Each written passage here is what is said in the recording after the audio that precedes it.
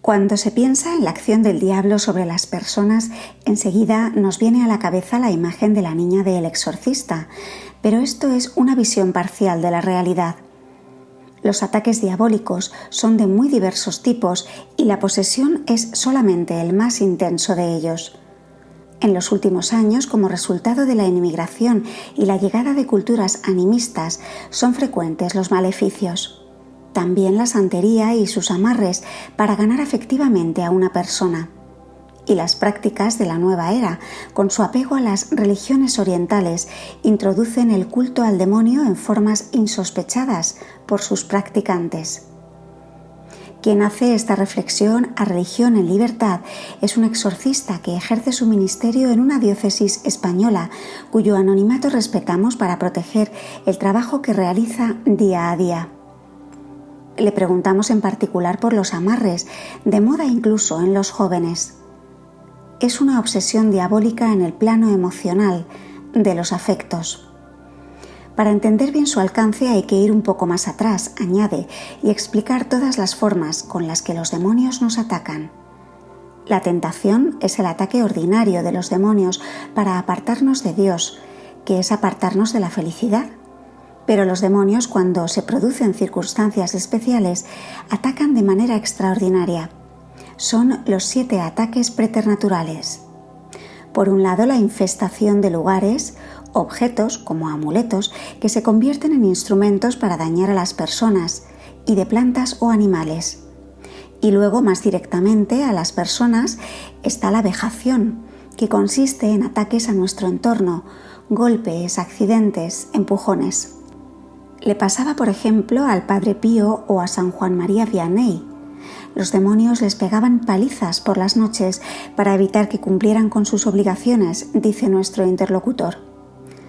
Al santo cura de Ars, que era un gran confesor, le pasaba cuando venía a confesarse un penitente que llevaba muchos años sin hacerlo. La vejación afecta solo al entorno de la víctima, pero la opresión o influencia, más íntima, es un ataque que te descompone el cuerpo y se manifiesta, por ejemplo, con enfermedades que no tienen una explicación natural. Él mismo ha conocido casos de personas con un cuadro clínico pésimo para el que los médicos no hallaban explicación natural y que finalmente se reveló con un origen preternatural. La obsesión diabólica es el siguiente grado. Es un ataque a tu psique en el plano mental, intelectual, del conocimiento. Empiezas a tener ideas obsesivas que no son de origen natural. Me voy a condenar, Dios no me quiere. En ocasiones es el propio psiquiatra quien le remite casos de pacientes que no responden a la medicación en la forma habitual y mantienen una negatividad, una falta de esperanza, una visión muy oscura que no es una mera depresión. Y luego está el amarre, que no es una obsesión en el plano de las ideas, sino en el plano emocional, explica. Se acude al demonio para obtener el favor afectivo de alguien y atarlo emocionalmente, o para destruir su matrimonio. En la propia Biblia hay un ejemplo de amarre en el libro de Tobías 3, 7, 17. Sara había recibido un maleficio y todos los maridos que iba teniendo morían antes de consumar el matrimonio en la noche nupcial, hasta que el arcángel Rafael derrotó al demonio Asmodeo, príncipe de los espíritus de la lujuria, responsable del mal causado, y liberó a Sara para que se casara con Tobías.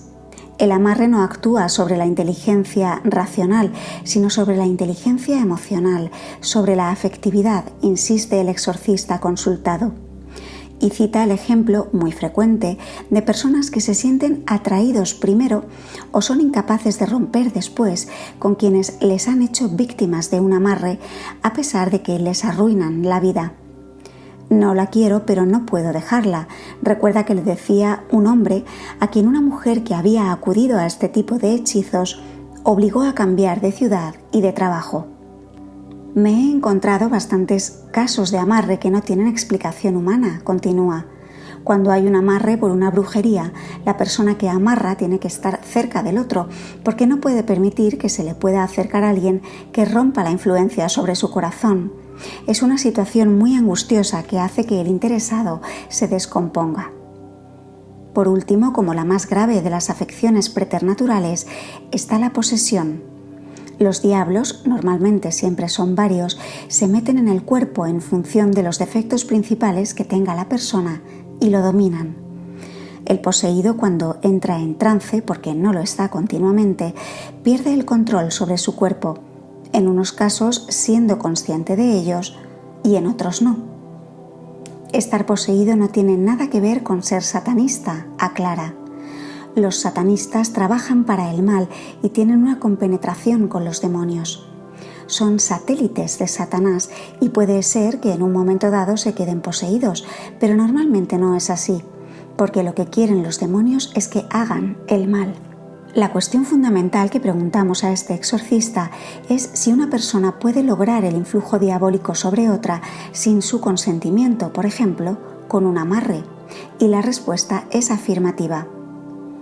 Aunque para que tal cosa suceda, esa persona debe vivir alejado de la gracia de Dios o al menos haber dejado abierta una puerta, incluso inconscientemente, preparando el terreno al diablo, como al introducirse en el mundo del ocultismo o de ciertas prácticas de la nueva era aparentemente inocuas. La afectividad humana tiene dos dimensiones, una dimensión psíquica y una dimensión espiritual. En la dimensión espiritual nadie puede entrar, es entre nosotros y Dios, pero la dimensión psicológica sí puede ser perturbada en la percepción y la afectividad. Con la oración no se puede cambiar la voluntad de la víctima, aclara, pero sí se le puede apartar del influjo preternatural. Lo puede hacer cualquier fiel ofreciendo la Eucaristía, con el rezo del rosario y con las letanías de San Rafael, que es el ángel que vence al demonio de los amarres. El diácono y el sacerdote pueden hacer además las oraciones de liberación, que incluye el ritual de exorcismos. En cualquier caso, y según su propia experiencia, este exorcista pide no culpabilizar a quien pueda ser víctima de un ataque preternatural de los especificados, porque podemos estar haciendo juicios temerarios.